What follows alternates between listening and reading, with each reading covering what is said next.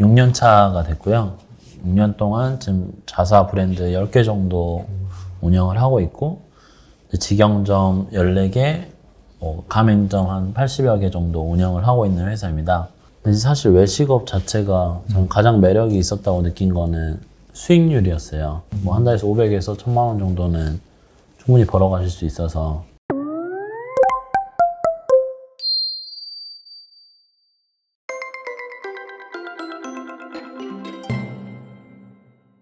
네, 최성민 대표님 오셨습니다. 안녕하세요. 안녕하세요. 대표님 간단하게 소개 좀 부탁드리겠습니다. 예.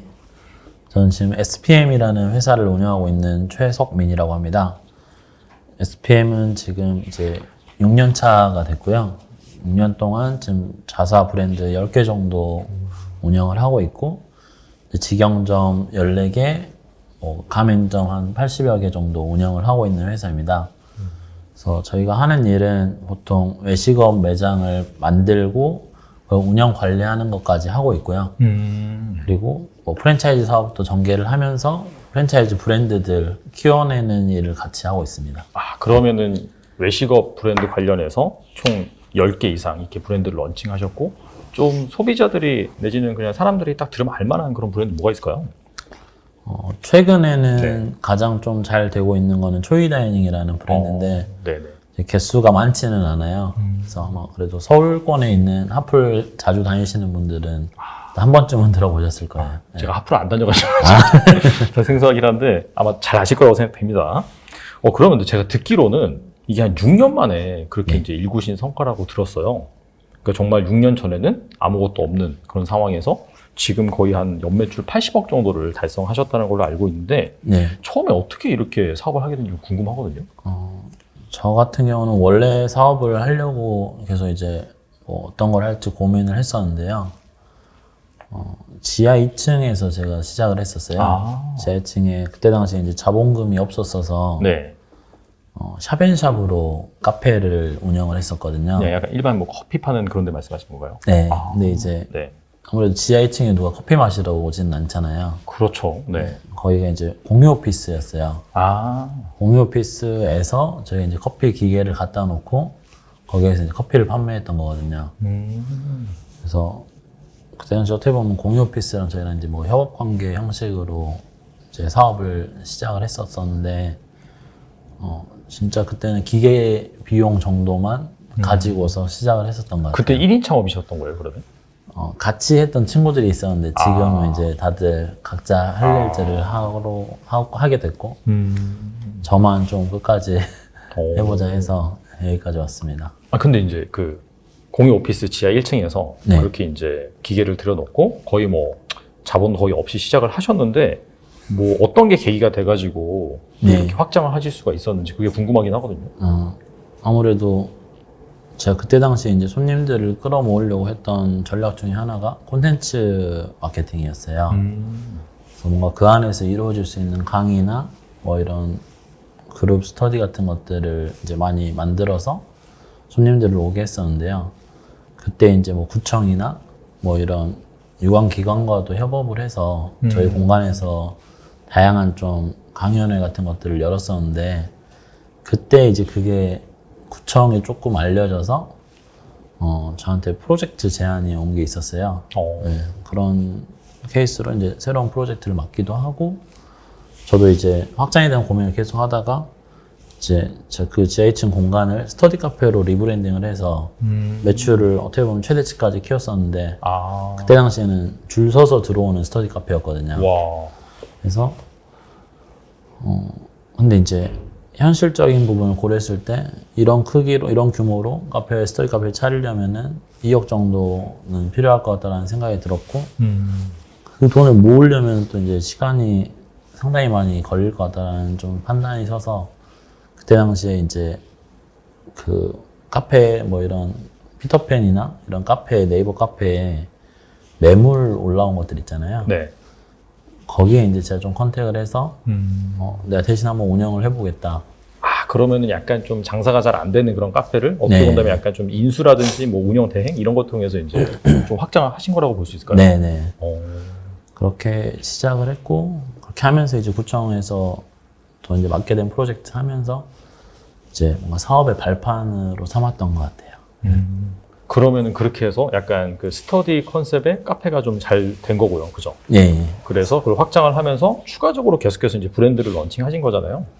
네. 근데 이제 저 같은 경우는 계속해서 제 브랜드를 런칭했다기보다는 맨 처음에 이제 구청에서 맡았던 프로젝트가 신촌 기차역 쪽에 있는 박스퀘어라는 프로젝트인데 건대 커먼그라운드랑 좀 비슷하다고 보시면 돼요.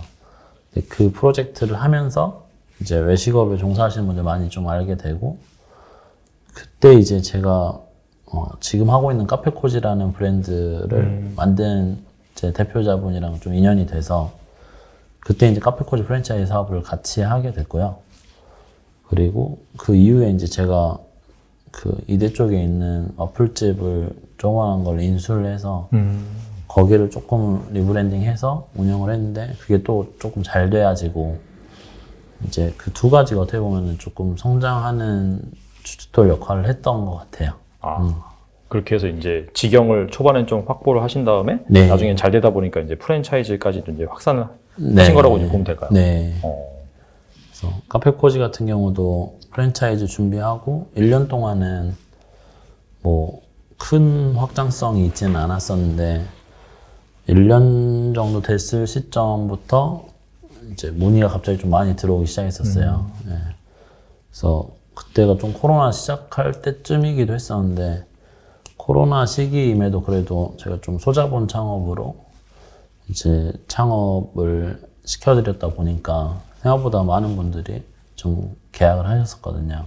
그래서 그때 프랜차이즈 사업을 좀 본격적으로 시작하고 그러면서 이제 제가 좀 기획적인 부분에 있어서 계속해서 좀 키워왔었다 보니까 새로운 브랜드도 기획하고 같이 할 수 있는 브랜드도 이제 같이 하고 하면서 이제 브랜드를 좀 넓혀왔던 것 같아요. 근데 궁금한 게 이게 코로나 때라고 말씀하셨잖아요. 네. 완전히 업황이 최악이잖아요. 네. 제 근처에도 사실 그때 막 무슨 뭐 약간 그 뭐 서점이랑 카페랑 약간 복합적으로 하다가 접으신 분들 상당히 많거든요. 네. 그런 상황인데 어떻게 거기서 잘 이렇게 그거 하신 거예요? 저희 같은 경우는 아무래도 뭐 그런 상황에서도 창업을 하려고 하는 니즈는 계속 있더라고요.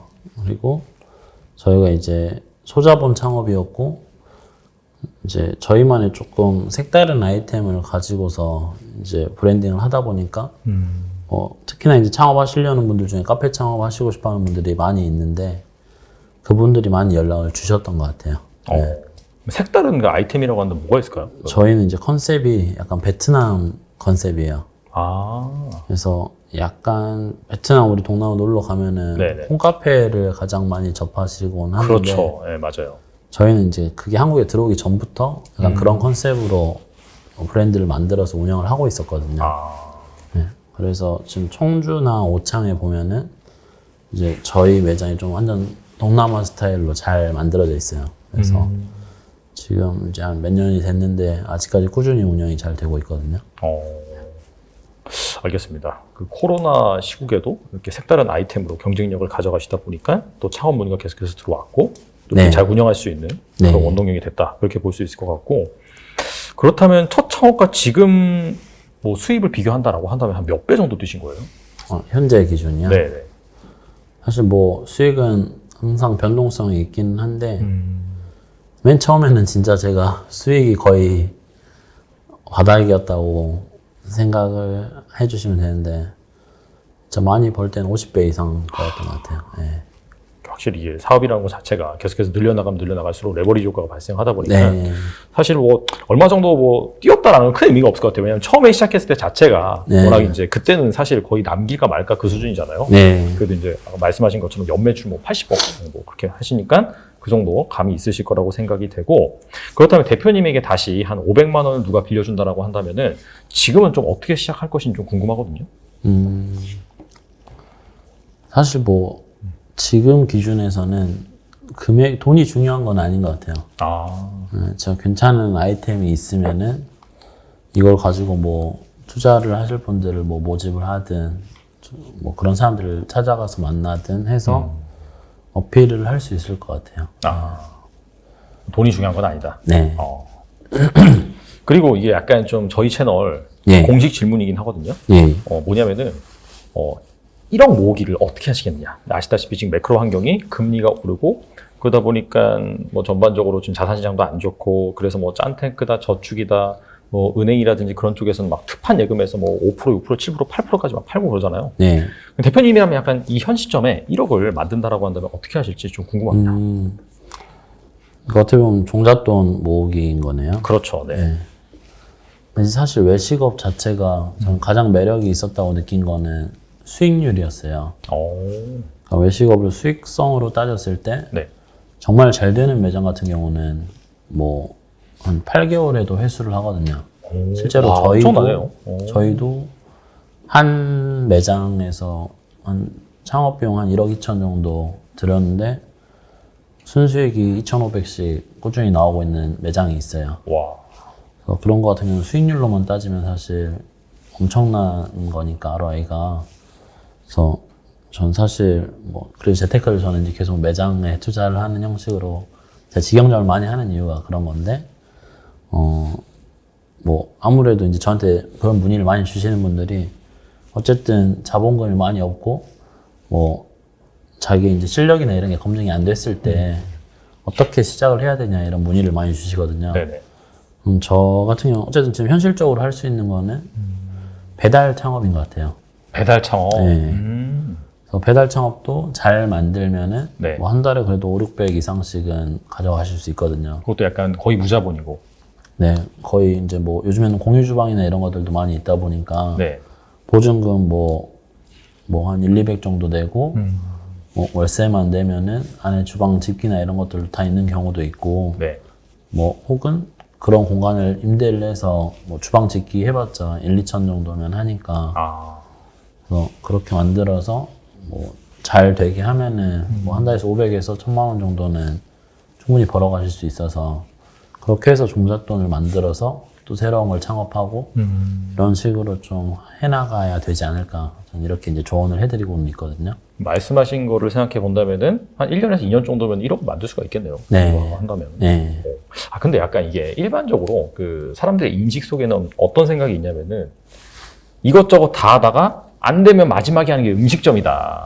그런 말 많이 듣고 사실 뭐 여기가 이제 강남이긴 하지만 강남이 아니더라도 무슨 동네만 간다 그러면 가장 많은 게 음식점이잖아요. 네. 그리고 뭐 사실 계속 명맥을 이어가는 가게는 가지만은 계속해서 간판이 바뀌는 것도 많고 네. 그래서 뭐 자영업자 폐업률이 뭐 몇 년 지나면은 뭐 몇 %다 이런 얘기도 많은데 근데 이제 대표님한테 들으니까 그 수익률이 이렇게 어마어마하다고 들었는데 약간 좀 그 잘못 알려진 좀 그런 게 있는 건가요, 그러면? 일반적인 상식이? 근데 이게 너무 무분별하게 진입하는 것도 문제인 것 같아요. 네. 뭔가 준비를 확실하게 하고 공부를 하고 시장에 뛰어들어야 되는데 그렇지 않고 들어오셔서 이제 금방 잘 안 돼서 접는 분들이 많이 계시거든요. 그래서 그런 측면에서는 사실 실제로 폐업하는 사람들이 많은 것도 맞고 근데 좀 꼼꼼히 준비해서 들어오시는 분들은 그래도 어느 정도 이상은 잘 되는 편이에요. 제가 봤을 때. 그리고 실제로 뭐 매장이 잘 안 된다고 하더라도 네네. 뭐 예를 들어서 1억을 투자했으면은 그 중에 보증금이나 네. 일정 부분 시설에 대한 권리금은 받을 수 있으니까 완전히 0이 되진 않거든요. 망한다고 해서. 예. 근데 이제 뭐 아무래도 내 전 재산을 투자해서 들어오는 경우면은 좀 리스크 적은 곳에서 도전을 하는 거를 이제 추천을 드리죠. 알겠습니다. 뭐 잘 준비가 되면은 확실히 좀 해볼만 하다. 네. 그런 말씀이신 것 같고.